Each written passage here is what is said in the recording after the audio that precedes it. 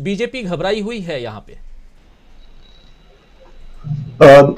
देखिए, प्रधानमंत्री अगर 50 किलोमीटर की रैली निकाले तो स्पष्ट है कि बीजेपी कितनी घबराई हुई है। इसके पहले और भी प्रधानमंत्री हुए हैं देश में। मनमोहन सिंह जी थे, उन्होंने भी चुनावी सभाएं की है, इंदिरा गांधी ने की है, राजीव गांधी ने की है, लेकिन कभी इतनी बौखलाहट किसी एक राज्य में इतने दिन, ये तो चुनाव की के प्रचार की यात्रा है। इसके पहले की 4-6 महीने की यात्राएं देखेंगे तो प्रधानमंत्री करीब करीब 2 हफ्ते बिता चुके हैं और हजारों करोड़ की योजनाओं का शिलान्यास या लोकार्पण कर चुके हैं। तो जाहिर है बीजेपी के लिए बहुत बड़ी चुनौती है। सबसे ज्यादा मतदान आज जो खबर मिली है तापी क्षेत्र में हुई है, जहां 72% मतदान हुआ है। लेकिन लोगों में मतदान के प्रति उत्साह है। और एक बात जो मेरे मित्रों ने, जो गुजरात के मेरे, आज मैं उज्जैन तक गया था और वहां बहुत से लोगों से बातचीत हुई, पत्रकार भी थे, गैर पत्रकार भी थे। यात्रा आगे बढ़ी तो यात्रा में मैं आधी दूरी तक, दोपहर तक वहीं था। तो मैंने ये देखा कि जो लोगों से बातचीत की, तो लोगों का कहना है कि आम आदमी पार्टी ने गुजरात में जाकर अपनी भद करवा दी है। वो गई तो थी कांग्रेस के वोटों पर में सेंध लगाने, लेकिन जो मित्र वहां से गुजरात से आए थे उन्होंने कहा कि अगर गुजरात में आम आदमी पार्टी 10 सीटों पर भी अपनी जमानत बचा ले, 182 में से 10 सीटों पर भी जमानत बचा ले, तो बहुत बड़ी उपलब्धि होगी आम आदमी पार्टी के लिए। जाहिर है कि वो कांग्रेस को जितना सेंध लगाना चाहती थी आम आदमी पार्टी, वो नहीं लगा पा रही है। और यही हाल ओवैसी की पार्टी का है। ओवैसी की पार्टी जिन इरादों से वहां गई थी कि कांग्रेस के वोट काटे, वो भी नहीं है। आखिरी मौके पे आप देखेंगे कि बीजेपी का जो चुनाव तंत्र है वो ये बात समझता है कि उसे कहां कहां से खतरा है। और जैसा कि पिछली आम सभाओं में प्रधानमंत्री मोदी ये बात कह चुके हैं कि कांग्रेस बहुत चुपचाप काम कर रही है, बूथ लेवल पर काम कर रही है, रैलियां कम कर रही है, लेकिन मतदाताओं से जुड़ के काम कर रही है। इन सब चीजों से बीजेपी की चुनौती बढ़ गई है।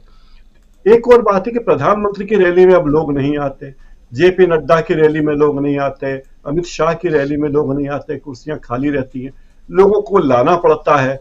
अब दूसरे राज्यों में तो लोग आ जाते हैं 500 रुपए के लिए या 250 रुपए के लिए, लेकिन गुजरात में 250-500 रुपए के लिए लोगों को पूरे दिन रैली में बिठाए रखना आसान बात नहीं है। यहाँ पे रैलियों में खाली भीड़ रहती है, रैलियों में कुर्सियां खाली रहती है, लोग आते नहीं।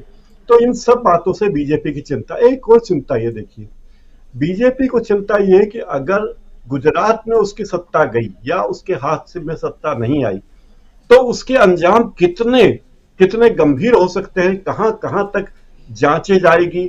2002 से 2022 तक गुजरात में, और उसके पहले भी 27 साल में कहना चाहिए, 27 साल में गुजरात में क्या भ्रष्टाचार हुए, कैसे हुए, ये सब बातें जांचें होंगी, लोग आएंगे, सामने आएंगे। अभी तक तो लोग बोलते नहीं कि डबल इंजन की सरकार है, लोकल पुलिस भी उनकी है, दिल्ली की ईडी भी उनकी है, इनकम टैक्स भी उनका है।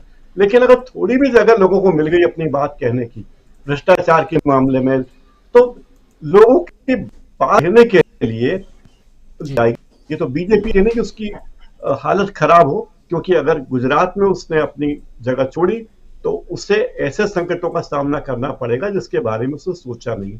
इसलिए बीजेपी की घबराहट वहां ज्यादा दिखती है। और प्रधानमंत्री इतनी लंबी लंबी रैलियां करे, इतनी बार जाए, ये बात अपने आप पे साबित होती है कि वहां कितनी बुरी हालत है। पार्टी के अध्यक्ष वहां डेरा डाले हुए हैं, इतने मंत्री, इतने सांसद, दूसरे प्रदेशों के सांसद वहां बैठे हुए हैं, लोगों की ड्यूटी लगा दी गई तमाम पार्टी पदाधिकारियों की, आपको इस जिले में, इस क्षेत्र में काम करना है।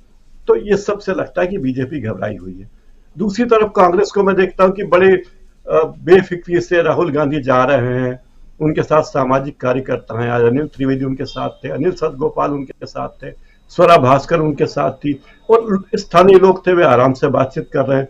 कोई गुजरात की बौखलाहट नहीं है, कोई हिमाचल की घबराहट नहीं कि हिमाचल में क्या होगा, और बड़े शांति से, बड़े अपने अपने उद्देश्य में चले जा रहे हैं। तो मुझे लगता है कि घबराहट कम है। कांग्रेस निश्चिंत दिखती है कि हम अपने क्षेत्र में काम कर रहे हैं। बीजेपी की चिंता है कि अपनी सीटों को, अपने प्रदेश को कैसे बचा के रखा जाए। राजीव।